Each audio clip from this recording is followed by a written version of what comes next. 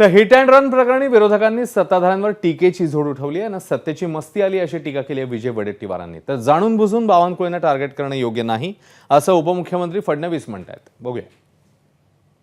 गुन्हेगारांना संरक्षण देणारच आता गृह खातं झालंय। पुण्यामध्ये पोर्शे कार झालंय, तिकडे एनसीपी अजितदादा पवार गटाच्या माणसांनी त्याला वाचवण्याचा प्रयत्न केला। वर्लीमध्ये झालेली घटना हिट अँड रनची, तो शिंदे गटाचा नेता होता, त्याचा पोरगा होता, त्यामध्ये त्याला वाचवण्याचा प्रयत्न झाला।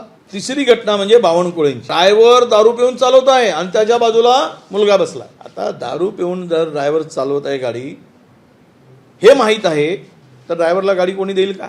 यांना आता पैशाचा माज एवढा आलेला आहे,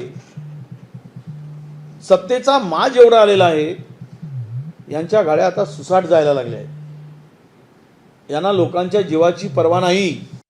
उसकी पूरी जांच पुलिस कर रही है और उसमें एफआईआर भी पुलिस ने दाखिल किया हुआ है। उसके सारे तथ्य भी पुलिस ने सामने लाए हुए हैं। अब जिस प्रकार से उसके ऊपर राजनीति की जा रही है, मुझे लगता है वो गलत है।